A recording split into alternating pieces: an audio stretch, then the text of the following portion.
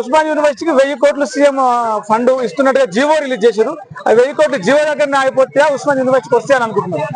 నా పేరు సుమన్ జోసఫ్ అండి. నేను ఉస్మానియా యూనివర్సిటీ ఒకప్పుడు స్టూడెంట్. ఇప్పుడు నేను జేఎస్సీ లీడర్ గా మాట్లాడుతున్నా, ఉస్మానియా యూనివర్సిటీ లీడర్ గా మాట్లాడుతున్నా. 100% సీఎం వస్తా అన్నాడు, ఉస్మానియా యూనివర్సిటీకి వచ్చినాడు. వచ్చి ఏమి ఇక్కడ బుల్ల కంచెలు లేవు, ఏమి లేవు, ఫ్రీగా వచ్చినాడు. ఒక మామూలు మనిషిగా వచ్చాడు, మామూలు మంచిగా వెళ్ళినాడు. అదే విధంగా ఏమని చెప్పినాడు అంటే, ఒరే ఒట్టి చేతులతో రానురా బాబు, ఈసారి వచ్చేటప్పుడు డబ్బులు ఇచ్చి వెళ్తా అన్నాడు. 1000 కోట్లు ఇస్తా అని హామీ ఇచ్చాడు. అది కంపల్సరీ నెరవేరుస్తాడని ఉస్మానియా యూనివర్సిటీ లీడర్ గా నేను ఏమంటారు నమ్ముతున్నానంటే, నేనే కాదు ఇక్కడ కూడా నమ్ముతున్నారు. కానీ చిన్న చిన్న సమస్యలు ఉన్నాయి, ఆ పెద్ద సమస్యలు కాదు. ఆ సమస్యలు కూడా జాబ్ నోటిఫికేషన్ అడుగుతున్నారు విద్యార్థులందరూ కూడా. 1000 కోట్ల కంటే ముందు మాకు జాబ్ నోటిఫికేషన్ ఇస్తే మా ఉద్యోగాలు మేము సంపాదించుకుంటాం, మేము ఉద్యోగం చేసుకొని బతుకుతాం, ఉద్యోగాలు ఇస్తామన్నారు కదా మీరే.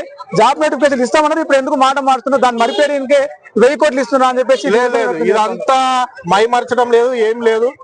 కంపల్సరీ 100% ఏదైతే ఉస్మానియా యూనివర్సిటీలో ఇప్పుడు వాగ్దానం చేశాడో ఆ 1000 కోట్లు ఇస్తాడు. అదే విధంగా ఏమంటారు జాబ్ నోటిఫికేషన్ కూడా ఇస్తాడండి.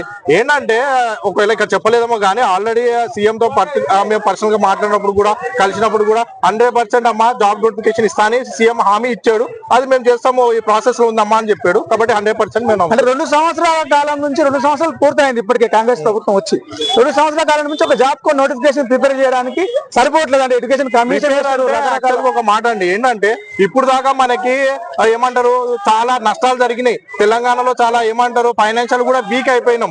కాబట్టి అవంతా సెట్ చేసుకుంటూ వస్తున్నాడు. ఒక రాష్ట్రం సెట్ చేసుకుంటూ వచ్చినప్పుడు కంపల్సరీ కొన్ని ఇబ్బందులు ఉంటాయి, కొన్ని ఏమంటారు ఫైనాన్షియల్ ప్రాబ్లం ఉంటుంది. కాబట్టి అవన్నీ సెట్ చేసుకుంటూ వచ్చాక కొద్దిగా టైం ఇవ్వండి. 100% నోటిఫికేషన్స్ సీఎం రేవంత్ రెడ్డి గారు ఇస్తారు.